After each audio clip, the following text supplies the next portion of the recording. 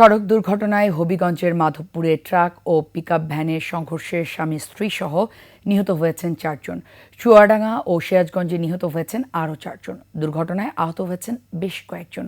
এদিকে মুন্সিগঞ্জের ঢাকা মাওয়া এক্সপ্রেসওয়েতে কাভার্ড ভ্যানের সাথে সংঘর্ষে যাত্রীবাহী বাসের ছাদ খুলে যায়।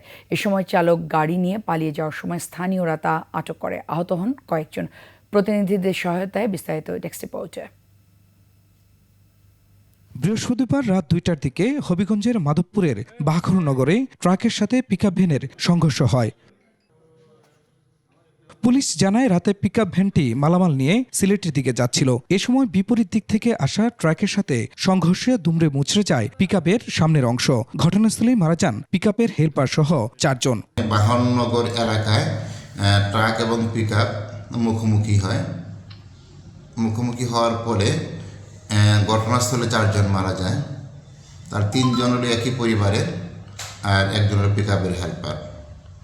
আর পিকআপটা আসছিল মুন্সিগঞ্জ থেকে, তারা বাসাবাড়ি মালামাল পরিবর্তন করার জন্য তারা বাড়িতে যাচ্ছিল। গুরুতর আহতদের হাসপাতালে নেওয়া হয়। ৫ জনের অবস্থা আশঙ্কাজনক বলে জানায় চিকিৎসক। এদিকে চুয়াডাঙ্গার ৯ মাইল এলাকায় দ্রুতগামী বাসের ধাক্কায় নিহত হন ব্যাটারি চালিত ভ্যানের চালকসহ ২ জন।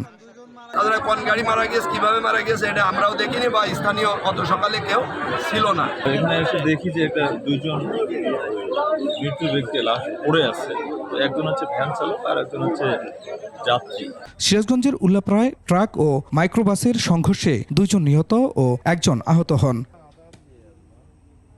পুলিশ জানায় ভোরে পাবনার নগরবাড়ি থেকে সিমেন্ট বোঝাই একটি ট্রাক রংপুর যাবার পথে উল্লাপাড়ার নয়নাগাতি এলাকায় মাইক্রোবাসটির সাথে সংঘর্ষ হয়। এতে ঘটনাস্থলেই মাইক্রোবাসের চালক ও এক যাত্রী নিহত হন।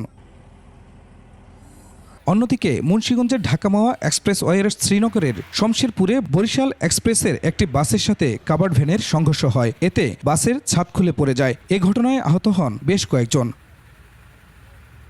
তবে বাসের চালক গাড়ি না থামিয়ে প্রায় ৫ কিলোমিটার এলাকা চালিয়ে যান। পরে লৌহজংয়ের কুমারভোগ এলাকায় পৌঁছালে স্থানীয়রা গাড়ির গতিরোধ করেন। চালক পালিয়ে যায়। খুরশিদ আলম, ডেস্ক রিপোর্ট, ২১শে টেলিভিশন।